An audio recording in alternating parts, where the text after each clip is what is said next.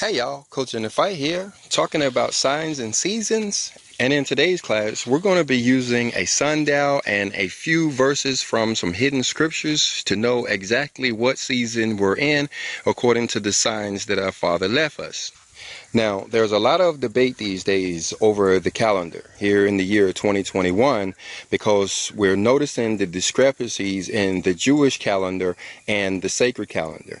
Me, myself, I actually thought that they were the same. I thought the Jewish calendar was a sacred calendar, but it's only here in the year 2021 when we notice a huge problem or a discrepancy between the two that I actually learned that they're not. The Jewish calendar is based off of a calculation created by Hillel II many years ago, and it's a deviation from the sacred calendar.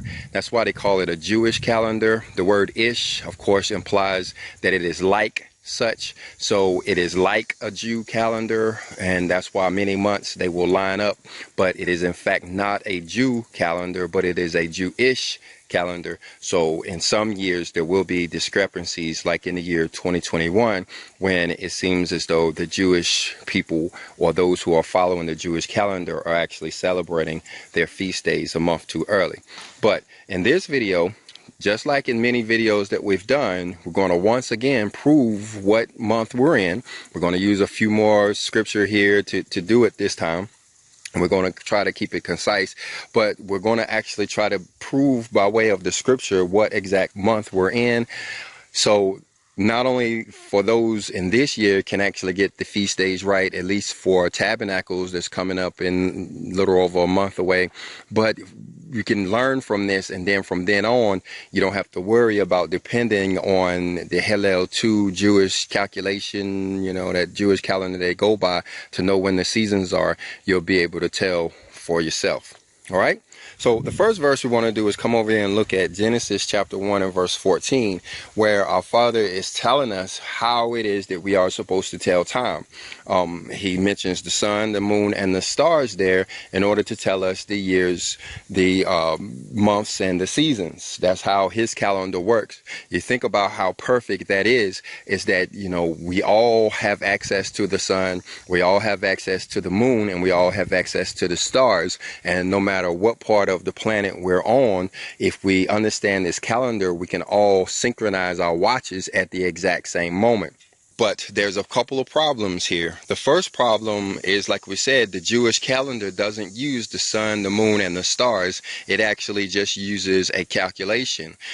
And the other problem is, even though we're given this verse in the Bible, Genesis chapter 1 and verse 14, the Bible does not continue on to tell us how the sun, moon, and stars actually work. And you notice that I said Bible. That's because I'm only talking about the 66 books, whereas there are other books, hidden books, that does tell us how these calendar works. All right, so let's go over and let's look at the book of Jubilees first. Let's go to chapter 6 and verse 23.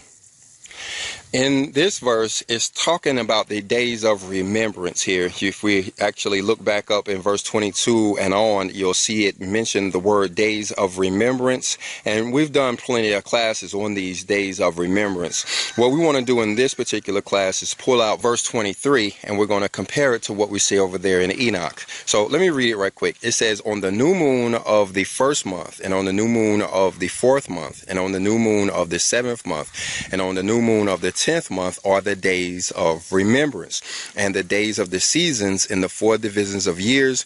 These are written and ordained as a testimony for forever. Now, he's talking about these very important days here. What we want to pull out about this verse, there's a lot we can talk about here, but the key point to this video is how it says that these days of remembrance fall in the first month, the 4th month, the 7th month, and the 10th month. If we was in class, we would have to make sure that that was in our notes when the so-called days of remembrance are to take place. The 1st, the 4th, the 7th, and the 10th month. So what we want to do now is take this verse here and compare it to what we see over here in the book of Enoch, as it is also talking about these seasonal days. In chapter 74 and verse 3, It says, respecting them, men greatly err. Talking about these days of remembrance, or these seasonal days.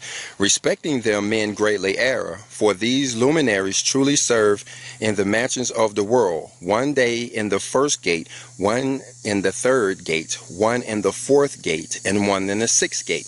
He's talking about these seasonal days, and that's one of the things that we saw over there in the book of Jubilees, is that these days are related to the seasons. And he's telling us here is that these days actually fall. It says that you have one of them in the first gate, one in the third gate, one in the fourth gate, and one in the sixth gate. Now, we're not talking about months here. We're actually talking about gates here. Matter of fact, let me show you a little bit of illustration so you can see what I'm talking about. This is a sundial that we created from an old satellite dish. Now, we actually have another satellite dish that we're actually planning on making a video this time, making it even more simple than the first time. So make sure you're subscribed to this channel, and in the meantime, try to find you one of these old satellite dishes so that you can actually create your own sundial. But this is the one we call the Hillbilly Homestead sundial, and it is fully operational, set, and functional. We actually use this and have been using this for a little over 6 months now.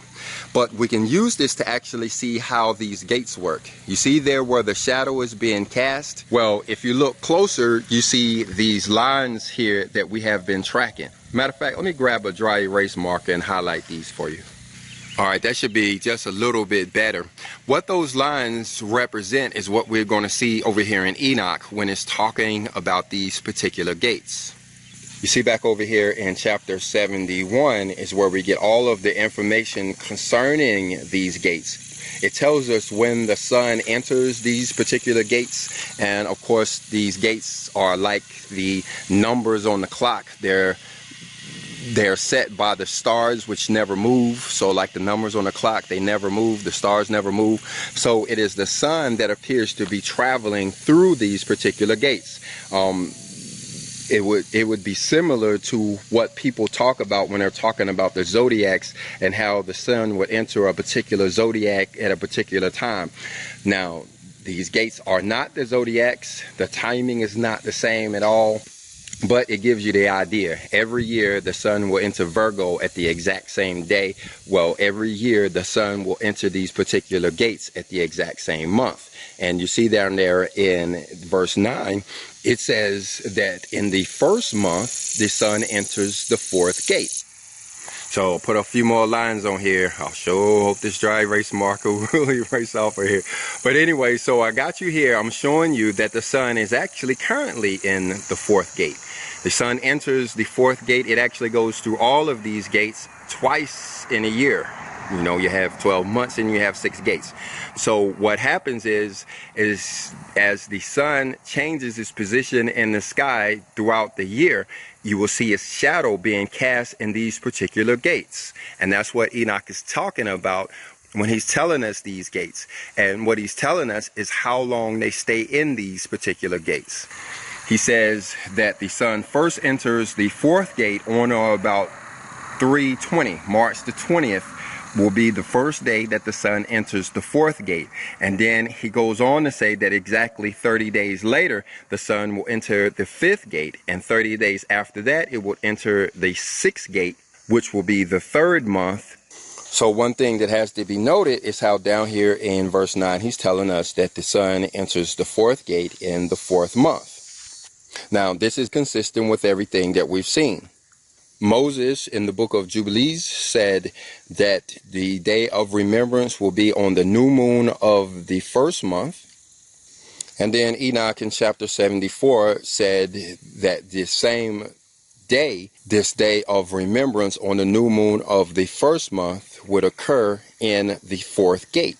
So when you're looking at the sundial, and you've calibrated it to your GPS location in the month of March, at least after the 20th of March, you'll see the sun in that particular portal or that gate. And of course, it'll stay there in that fourth gate for about 30 days, or exactly 30 days, I should say. But what we're hearing here, putting these two verses together, is when you get the new moon, when the sun is in that gate, do you have this day of remembrance? So that's key to this discussion. The sun has to be in that fourth gate when we get the new moon to know when the day of remembrance is. And with this information, we can know exactly when the year starts. That day of remembrance back there in March will be the head of the year, or the Rosh Hashanah for springtime. Now, there in about verse 9 through 10, we can hear about the sun entering the first month. And of course, when we get the new moon in that month will be the day of remembrance. But remember, Enoch said that these days of remembrance would also be in the third, fourth, and sixth gate. You can read down there about the third gate in about verse 26. And if you want to further study on this, you can study the information given with respect to the day length. During certain parts of the year, the days are longer than other parts. Well, all of that's being described here. As Enoch talks about these gates, he also tells us how long the day is compared to the night. That is yet another way for us to know when the beginning of the year is. That's how we know the year begins with the equinox. But anyway, you see back up here in about verse 17, you start to hear about the sun in the sixth gate. You see in verse 13, it says that the daylight is twice that of the nighttime. Of course, it's not really taking into consideration twilight hours and all of that kind of stuff. But the point is that this event happens after June the 19th. When you're looking at the 30, 30, and 31 days, you know that the sun will enter this sixth gate on June the 19th. That's way down there at the bottom. The sun will be down there when we're in June. And when we get the new moon after June the 19th will be the day of remembrance. I think that's why they have Juneteenth, why that's such a big deal, is because that particular day of remembrance doesn't have any other days associated with it. Like the memorial of blowing of trumpets is a day of remembrance. The new moon that falls in the week of Hanukkah is a day of remembrance. That's the one in the 10th month.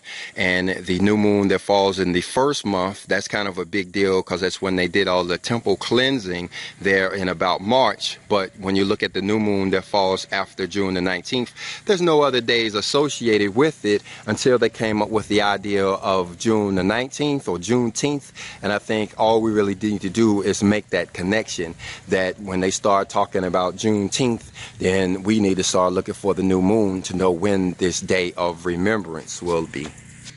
But anyway, back in Enoch 71, down in about verse 35, we see the timing in which the sun enters the first gate there. That's sometime around December. That's why those guys, you know, they pay a lot of attention to that timing. New Year's is because that's when the days start to get longer than the nights. They call it the birth of the sun. So in summary, let's see how these two verses prove what month we're in. We have the book written by Enoch telling us that these days of remembrance, or these seasonal days, fall in the first, third, fourth, and sixth gate. And then the book of Jubilees, which was written by Moses, says that these same days of remembrance fall in the first, fourth, seventh, and 10th month. So the way this works, with all of this information, we know that the sun enters the fourth gate in its first period, and it is with the new moon that we get that day of remembrance. When the sun and the moon converges in the fourth gate, starts the first month and the day of remembrance. And then 3 months later, when the sun is in the sixth gate after June 19th and the moon converges, will you get the first day of the fourth month, which is also a day of remembrance. So the first month goes with the fourth gate, and the fourth month occurs when the sun is in the sixth gate. Think of it like a clock with the hands traveling counterclockwise, because we're looking at the shadow and not the sun. If we were looking at the sun, this pattern would go clockwise. So the first day of remembrance would be over here in the 4th gate, with the second one in the 6th gate. Then the third day of remembrance will be in the 3rd gate after September the 18th. It is on September the 18th that the sun enters the 3rd gate, and is when you have the convergence of the moon in that gate. The first new moon after September the 18th will not only be the memorial of blowing of trumpets, but the day of remembrance of the 7th month. And then 3 months later, you would have another day of remembrance that falls on the new moon after December the 18th. So they line up like this, and when you put the months and the gates in parallel, it looks like this.